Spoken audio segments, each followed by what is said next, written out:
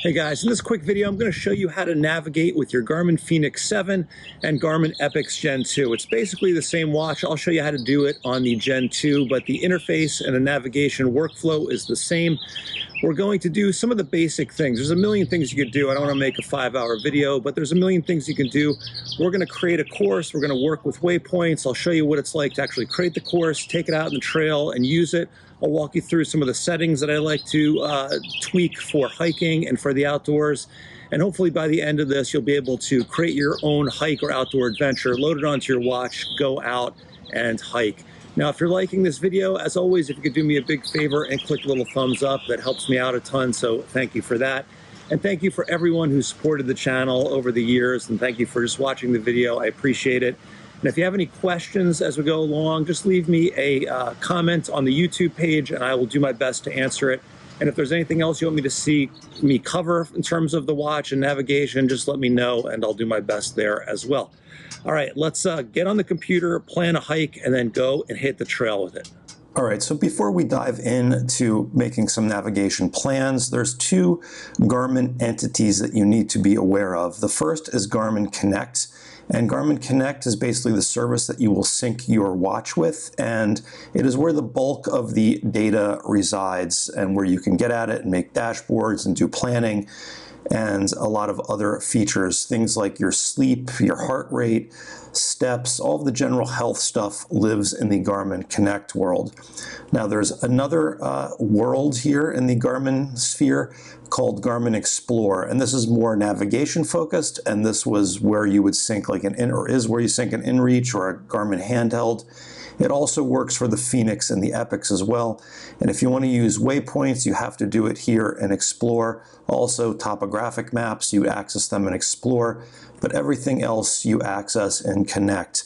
Now, this is not the slickest setup. I understand logically why these two things are separated, and I could probably do a whole video on how this can be done better, or I think it could be done better. But anyway, those are the things that you need to be aware of.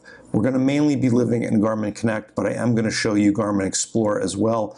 And both systems have mobile apps as well, which I will also show you in a second. All right, so the main building block or the main tool that you're going to use to navigate with your Fenix or Epix is something called a course. And if you're familiar with GPX tracks or routes, it's kind of a combination between those.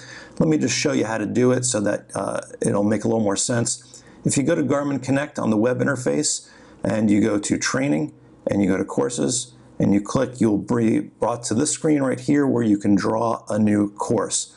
So let's go to Crystal Cove State Park. Here I am. Zoom out a little bit, and we're going to go to create a course. I'm going to choose hiking, but you can obviously choose whatever you'd like to do. And now I have this little tool where I can essentially draw and drop waypoints on the map, and it will route me whichever way I need to go. Now there's a few options here. You can do satellite, you can do map, you can change it to here maps, which are so-so for trails, or OpenStreetMaps, which are basically your best bet, usually for trails. You can see here we have all the trails on there, but no lines. What's interesting is that even though your Fenix or Epix has topo active maps on there, they're not available in this Garmin Connect course planner. I'll show you where they are, but just interesting to know that you cannot do that. So let's go ahead and plan a course. So we're going to click at the start, and then let's click at the end. We'll go to this junction right there. Now you notice that it's automatically routed me on these trails, taking the quickest route there. But the thing is, when I'm doing an activity in the outdoors, like hiking or trail run or something, it's not like Google Maps, right? It's not like, get me to the airport as soon as you can. What's the quickest route? You really want to take certain trails at some point and sort of customize it so that you're on specific trails and not, walking on the interstate. So what you can do is you can just drag the blue line here for the course wherever you want, and it will customize what this all does for you. And you can see I've pulled it around so that I can, do different things there. So that's all good, and that's all how a course works. Now, there's a new feature on courses for the Fenix and Epix, and maybe it'll get rolled out to other devices too. and those are course points. And course points are really just points along the route that you're taking the course, where you want to see how far it is or how far away you are from it. And that's different than a waypoint or a saved location, unfortunately, but that's just how it is. Let me show you how it is. You can choose the type of course point that you want to do. You can name it Toilet A, and then you can just click anywhere on the line here, and it will drop the course point. You can see it also gives me the elevation. We'll save the point, and you can add as many of these as you'd like to. Tunnel, even though there's not a tunnel here, we can click tunnel, save point. So you get the idea. You can add as many of these as you want. Now, these don't have any function in terms of navigation on the Fenix or Epix aside from being little parts of the cue sheet. I'll show you what that looks like in a second, but you'll be able to see how far away you are from these. So it's handy if you want to break up your course into manageable chunks, like let's make it to the summit, or this is where the feed station is, or a rest area, or a bailout point, or whatever it might be. You can do those all with these course points. Now to save your course, we're going to name it. So let's call it test, or we'll just do this, test from Connect Online. And then we'll save it, and then we have to transfer it to the device. I will show you what that is all about, but you can see here I can scroll around it and get all kinds of handy information. Now, if you don't want to use this tool to plan a hike, let's say you have a GPX file and you want to bring something in, you can also just import that. So you'll see down here, there's a little thing for import. So if I go ahead and click on that, it's asking me if I want to drag a GPX in. Here's a GPX that I had handy. Let's do get started. Use OpenStreetMap, pick hiking, continue, and here it is. This is a GPX that I've just imported. Everything on the Fenix or Epix works as a course. So whether it's a track or a route, it will bring it in and it will navigate you on that just like it would on a course. Now, one thing that is interesting here is that in this GPX file, I have some waypoints along the course. Those were not imported as course points. Maybe at some point Garmin will do that. But for now, if you do have waypoints along here, you have to bring them into your watch in a different way using Garmin Explore. I'll show you that in a second. But they're not automatically brought in as course points, which is a little disappointing, but maybe that'll be a feature that Garmin adds in the future. All right, so here we are in Garmin Explore, and this is the other ecosystem. I'm on the map page. There are other pages here for your inReach and some other things in the account. I'm not going to do a deep dive here. There's collections, which are basically folders, and it's broken everything out into tracks, routes, courses, unorganized. You get the idea. But here we are at Crystal Cove Park. Now, one of the things that's interesting is that here I have topo maps, topo active, aerial, and road. I don't have the map choices that I had on Garmin Connect, but I do have topo active, which is included on the watch. So that is interesting. Now, I'm in the Explore site. I can add waypoints and I can create routes, but you'll notice that courses are not here. Now, I've wondered why you cannot create a course from the web interface of Garmin Explore for many years now. I'm always saying in my videos, if you've watched older ones, it's got to be just a matter of time when they will have a snap to course, but they don't. So if you click on this and we start back from that place where I started before and we go to the point there, it just gives me a straight line. So what I would have to do is I'd have to do a detailed, go along the line and make all these little points to make this work, which is not the greatest thing. So we're not going to do that. So don't use Garmin Explore to create courses, use Garmin Connect, but I just wanted to show you that's how it works. But you need to use Garmin Explore if you want to create waypoints. You cannot create waypoints in Garmin Connect. I know it's confusing and I'm saying Garmin a lot, but let's go ahead and put a waypoint here and we can name it Test Explore Web, and I can change the symbol to be whatever. Have all these different things here. Let's make it a horseshoe, because why not? So there's that, and what I'm going to do is we're going to sync this into the watch when we get it. So that's there right now, and we're all set. Now, as long as we're here, let me just do this, because in case you're wondering, you can import a GPX file, and you can do it either as a track or a route. Now, if you do it as a route, it says you can only do 200 data points. And what that means is on a track file, if your GPX is stored as a track, it probably has hundreds and hundreds of data points in there, and this will not work as a route. And if you want a detailed explanation of the difference between a track and a route, I have a video on that, so I'll put a link to it under the video here, but it's a topic for another time. But let's do import as this.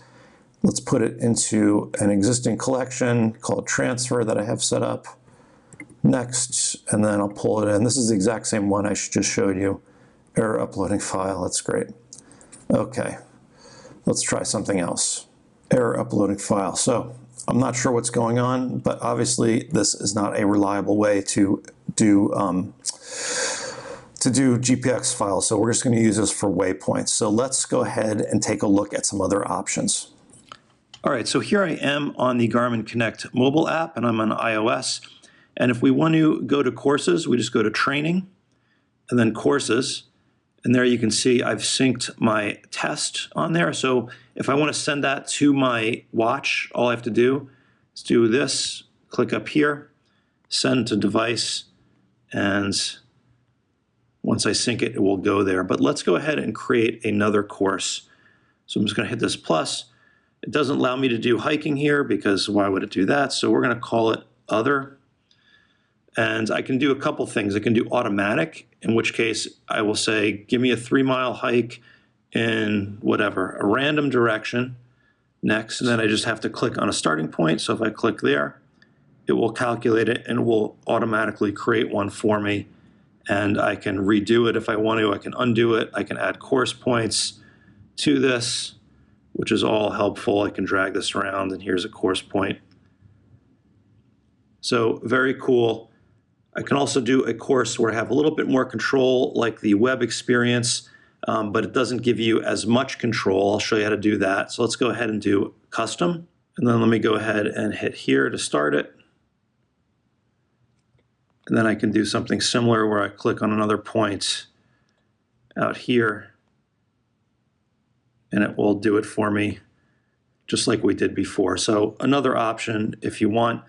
Generally, I will use the computer to do this, but you can do it from here, and you can do it from the watch as well. I'll show you that in a little bit too. All right, so here I am in the Garmin Explore app, and you can see it's already synced. There's my waypoint that I had before. Test Explore Web. This is the one we created on the web interface. So that's good. Now, what you're going to find interesting here is that on the Garmin Explore app, if I hit plus, I can do waypoint, course, import GPX, but I can't do a route. I can only do a course, unlike the web version, which only lets me do a route. So let's do create course, and we can change the map layers around. I can do quads, which is great. I can do some of the other options here, but let's go ahead and whatever, we can start it from here, and let's go out here. Snap to point not supported. That's because I'm using the wrong map. Here we go. You can see there's a little magnet there. That'll work. So if I just undo this and then we go back here, there it's snapped to it, and I can create a course that way. So another way to do it, and again, I wish there was some uniformity between all of these tools and maybe even a way to combine all these tools, but there is not. But I can create a course on here and save it if I'd like to. If we wanted to get this waypoint that we created and transfer it to the device, it's not going to come through Garmin Connect. It has to come through here. So you can see it's syncing on the bottom there, syncing from Epix, and we have to sync it, and that will show up. The waypoint will show up on the Fenix or the Epix as a saved location. Saved location means waypoints in the Fenix and Epix world.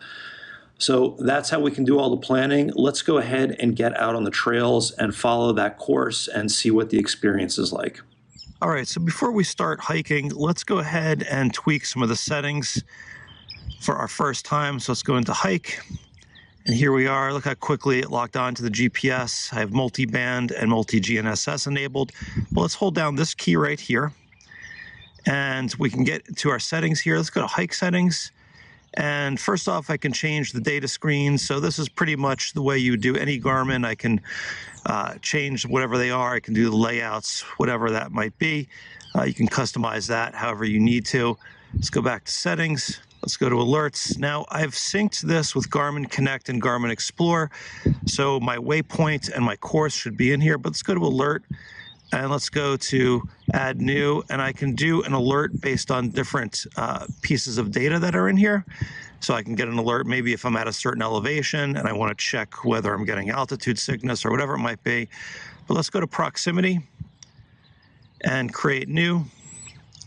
And there is our waypoint that we set earlier in Garmin Explore, Test Explore. So let's click on that. And it's going to give me a radius, a proximity alarm radius. So let's go ahead and make it 0.1 miles. And then, okay, so now I've got a proximity alarm. I should get alerted when I get close to that waypoint or saved location, as it is called on this watch. And that comes in handy if you're like looking for a campsite or a spring or something and you want to get notified when that happens. So that's a handy one. Power mode, you can tweak the power settings. I'm not going to get into that too deep here, but you can change it to whatever you want it to be if you want to tweak more battery out of it. Map, let's go into map. Now I can go to configure maps and I can turn the maps on or off. So if I've loaded different maps on here, like OpenStreetMaps or whatever it might be, I can turn them on or off. That's kind of handy. It doesn't really hurt to have them all on, I've noticed already, but you can tweak it. And then you can also change the map theme. And you can change it from whatever you want, system, high contrast. I had it on high contrast. Let's just go to system so you can see. And then you can restore it. So, okay, that's great. Routing, this is going to basically tell the watch how you want to navigate when you're going here. So activity hiking, that's fine, and that'll change based on what you have. Popularity routing will take you on trails. And this is all for the routing on the watch. It'll take you on trails and roads that are popular with other users. Courses is important. If you go to courses, you can do follow course or use map. If you do follow course, it'll follow the course that we set out before exactly. If you use map, it will route you using the routable maps that it has on board. So we want to do follow course because we want it to go the way we had it before. So let's go ahead and hit follow course. Calculation method, if you're doing on the watch routing, you can change the way it does it. So minimize time, distance, or ascent. Let's minimize ascent because I'm lazy. And then avoidances, you can avoid roads and toll roads and all that stuff. Auto pause is helpful if you have your recording settings on, if you want it to pause automatically. I have it off because I pause it manually. ClimbPro I have on. I'll show you what that looks like in a minute. Auto climb is basically ClimbPro automatically for courses that are, or when you're not following a course, it'll give you some stats on a climb that you have, and I'll show you what that looks like. 3D speed and distance I leave on. That's basically measuring your speed and distance as you travel vertically. So if you're doing something like rock climbing, you know, obviously you might, if you're climbing like El Capitan, you're going thousands of feet up. And you want to measure that. I just leave that on. I find that the differences aren't really any different. Lap key, touch is the touch screen on or off. I have it on, but you can operate everything I'm going to show you with just the keys as well. Satellites, I use all in multi-band because I want the most accurate track, and that seems to give it. If you want to get more battery life, you can tweak it down to all systems or GPS only, but let's leave it on this. And then the rest of it's sort of common sense in there. Now, back to the settings. I can do power mode. I can do training, navigation. We'll come back to navigation. I'm just going to show you two other settings that you might want to do. They're outside of hike settings. So let's go down. This is just the normal settings part. Let's go to navigation. And under navigation, heading bug I leave on. That's the little dot that shows you the direction that you're supposed to be going. And then if we go to alerts, this one can be helpful. I can do I can turn on or off alerts for when I'm off course. So if I've gone off the line and when there's a sharp turn. Now, sometimes if you're going up switchbacks or there's a lot of twists and turns on your hike, you'll get a turn prompt all the time. It can be maddening, so you might want to turn that off occasionally. And then you can do final ETE. You can turn that on or off for 2 when you're going to get back in the final distance. So those will just give you a little alert when you're getting close to where you want to go. If we go into System, and then we go down to Data Recording, if I go here, you can change the frequency of the data recording from every second to Smart. Smart uses basically your heart rate, the accelerometer, to figure out when you're moving or not moving. Every second just records every second. I find that every second gives me a more accurate distance and more accurate readings as long as I pause it when I stop. I manually pause it when I stop, or you can use auto pause. So those are the settings that I use. Now let's go back to Hike, and let's get our course dialed in here. So if I hit the up button, I can navigate to different areas here. I can do saved location, so we can navigate to our waypoint if we want, and that would route it on the watch. We can do courses, and you can see I have some courses in here. Here's the course that we created. I can also create a new course, and we could just give it a name, Course 1, add a location to it, and we would just add whatever locations we wanted to add to the course from here. And I can use the map, and if I use the map, I can move around on the map. In either the federal or the state, I don't remember. And there it is. I can add that to the course, and I can get details on that. Now, the one thing that's weird about courses on here, on the web, you only need 1 location to make a course. On here, you need 2 locations. But you can see we could do the map we did. We can do map points, and then it will give us different normal POIs that we would have anywhere else, like on a regular Garmin or on a whatever Google Maps. Let's go to Around Me. I can look on the map there, or I can go here. Let's go back one, and we could go to, here's a good taco place, Bear Flag Fish, and there I have my places on the course, and I can hit done, and then I can either do the course, I can look at a map of the course. Now it's routing me in a straight line because I didn't put it on trails or anything, but let me show you. If we go back to our test course here, I can do some things on it. I can look at a map, and this will look like it did on the web. There you can see we're looking pretty good. I can reverse it. I can do an elevation plot. So that's showing me what it's going to look like to hike. That's all very handy. I can change the name. I can edit it. I can view the climbs. This will break down all of the climbs on the hike. So that's pretty cool if you want to know what's going on before. And I can delete it. So pretty straightforward, but let's go ahead and do the course. This is the one we're going to do. And we'll get going. So if I do course, it'll load it up, and there it is. So I'm going to go hit start, and now I can cycle through my screens. Here are my hiking screens. There we go.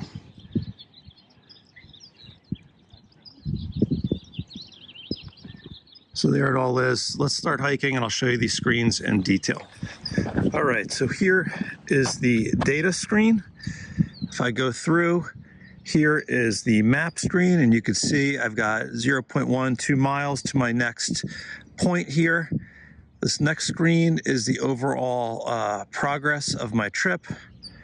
This next screen is a data screen that I set up, and here are my course points. There's the toilet A, 0.1 miles, and there are the other ones that we set in there. Here's my ClimbPro. I'm starting the climb, and I'll show you what that looks like in a second as we go up. Here's my my heading bug, my course guide. Here's my overall progress on the hike, and then back to the data screens.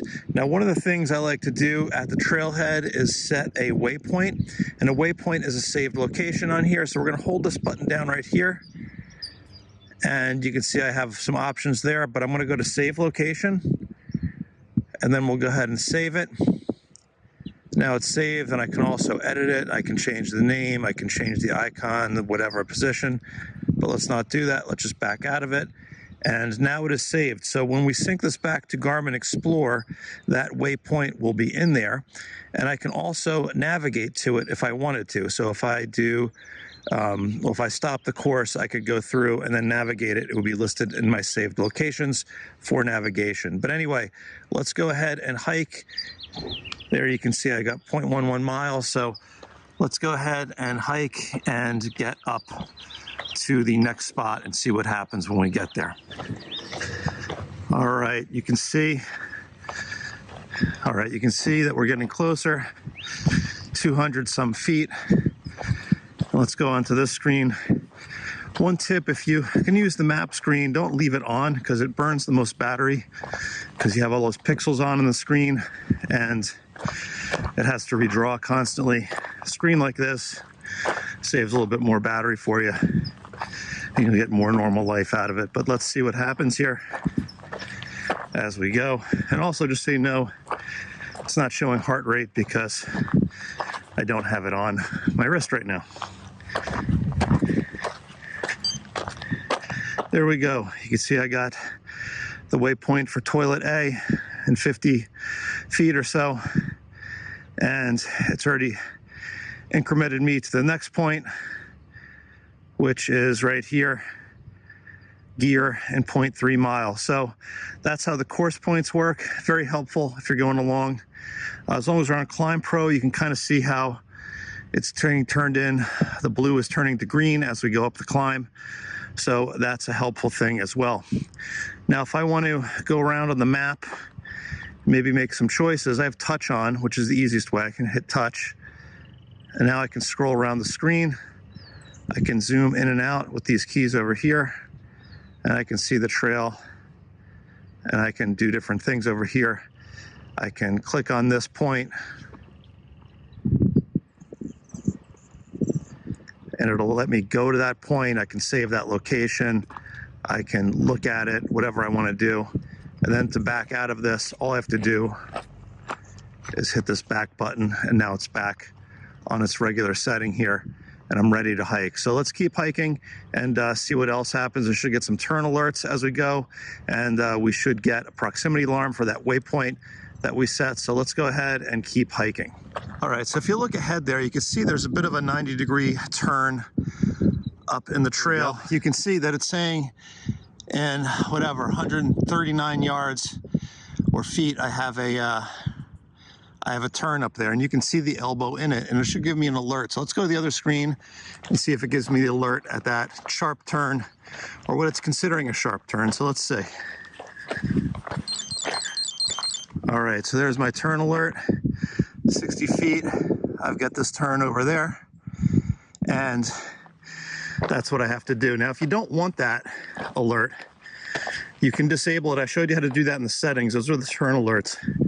If you're doing a trail that has a lot of switchbacks, there's another alert, a lot of switchbacks. That can get annoying pretty quickly.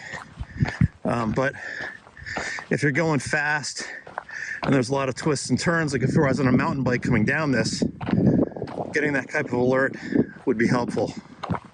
As long as we're here, let's check in. Here you can see my course point is up ahead, and if I go down, you can see there's my ClimbPro, and it's being filled in nicely as we go up this climb. So let's keep going.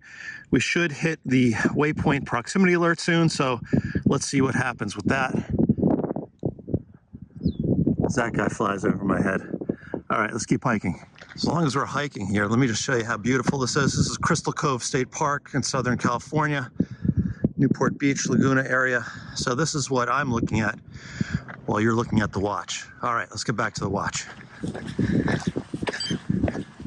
All right, there's my proximity waypoint. That's 0.1 miles from that test waypoint that we put into Explore. So that's cool. We got that. And then my next landmark here is 1.2 miles up there. And if you look at the map, let's click on it. You can see, remember I did the horseshoe? There's the horseshoe waypoint that we had in Explore. So all set there. Now let's hike up, because one thing that's interesting is that our next junction up here is actually a split. So let's see if it gives us a notification that we need to turn when we get there. And it already says that we're bearing to the left on that bottom thing right down there. It says 0.12 miles, bear to the left. So it's already doing that. Let's see if it gives us an alert when we get there too. All right, so here we are, we're coming up to the junction. And you can see it's telling me that I do have to bear to the right up here, but so far no alarm. I'm guessing it might not give us an alarm because we are, because the angle here is not that big, right? It's just a split. It really should give you an alarm because there is a trail split. And if it gives you a turn alarm, it should give us this as well. But let's go off trail. Let me show you what happens when we make a mistake and we go up the wrong trail. All right, it's just giving me an alert that I need to turn around. It gave me a little audible beep too, that we are off trail. Now, you can see it's saying turn around and go 338 feet back. So let's go ahead and do that. And at some point it should give me an on-trail alert as well. So once we get back to the course, it'll alert me that we're back to the course and we should be good. There's my off-course alert. It's still telling me I'm off course, which is a good thing. Let's get it to tell me that I'm on course once we're back on the course here. Here's the trail up there. Let's see if it gives me my alert once I get back on here.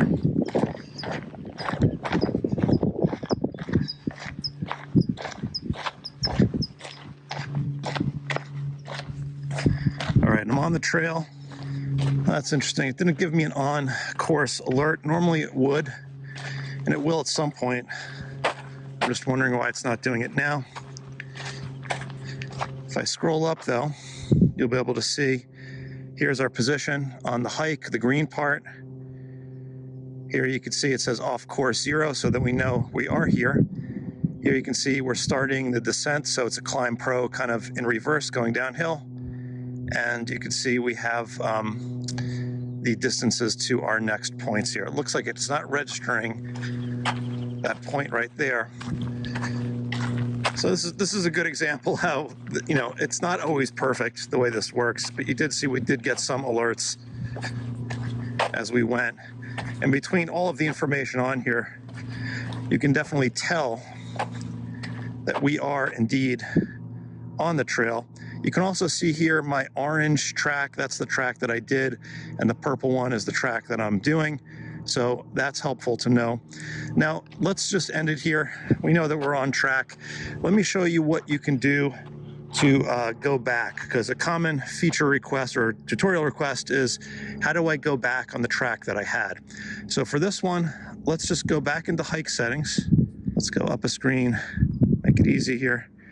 Let's do stop course. Stop the course. So stopping the course stops the navigation, but it doesn't stop my tracking of the hike. So I'm still tracking the hike, but you'll see that I don't have the ClimbPro and all the navigation screens anymore, because now I'm just tracking an activity. But because I was tracking an activity from before, I can follow that all the way back. So if I go back into hike settings, and let's go down to, or actually no, I want to go to navigation. Sorry guys. Navigation. And I can navigate to a point, or I can do back to start. Now, if you remember, we did a waypoint back at the start too, and I can go down to saved locations. And there's the waypoint that I had, so we could go back to that and use that as a navigation point. But instead, I'll just show you this back to start, and just do Trackback, and that will bring us back exactly on the track. Now, if I selected route back there, it would actually bring me on a unique route. So let's say I took a long way to get somewhere and there's a shorter way back. If I do route, it'll give me the shorter way back. If I do track back, it'll bring me back exactly on the path that I took. So now you can see it's 1.03 miles to the end. And if I look back here, I'll have these navigation screens that I had before. And then all I have to do is walk back the way I just navigated the other course. Now I'm just following the purple line back the way I was before. Now, one of the other things you might notice here as we're walking is that I have the purple navigation line, which is the one I need to follow, but I also have my old track line, which is the old orange one right there. So even if I wasn't using this navigation function, but I was recording my hike, I would just be able to look at the map and basically follow my line back the way I came. So you have some options here. Oh, so this is interesting. We just left the proximity point for that test waypoint that we had. So that's a little helpful notice, right? If we went past something that we wanted to find, like a spring or a campsite, we would know if we went out of that zone. So very, very cool. All right, so here we are. We're almost back. You can see there's a trailhead in the distance. And when we get to the end, all we have to do, I can just end it now, it doesn't matter. I just hit this end button and then we can save it. And now it will sync back to Garmin Connect and Garmin Explore, and we should be able to get the waypoints and the track in there and take a look at them. So let's go ahead and do that. All right, so here I am in Garmin Explore. We're going to go to Garmin Explore to get our waypoint back that we set. You can see it's syncing there. The sync is finished. So if we go over to the folders and we go to waypoints, there is our waypoint that we set, and we can see it on the map right down there. So that's how we get our waypoints back. Now to see the actual hike and the details from the hike, we're going to go to Garmin Connect. I know it's clunky, but let's go ahead and do that. So here we go. Here's our hike. And if we go into the hike here, here's our hike. Now you'll notice that we have a track of, this is the recorded part. This has nothing necessarily to do with the navigation you did, because you could see here was our navigation where we came, and then we decided to go up this by mistake, or instead of that. But you can see it's all on here, and the waypoints are not on here. The waypoints, again, are in Garmin Explore. But from here, once we have this, it's also synced back to the websites. We can export this as a GPX. We can export the waypoint as a GPX, and this is a GPX, and combine them if we want. But obviously there's a lot we could do, but that's it. So hopefully this was helpful. And again, if you have any questions, just leave them in the comments and I will do my best to answer them, guys, and have fun out there.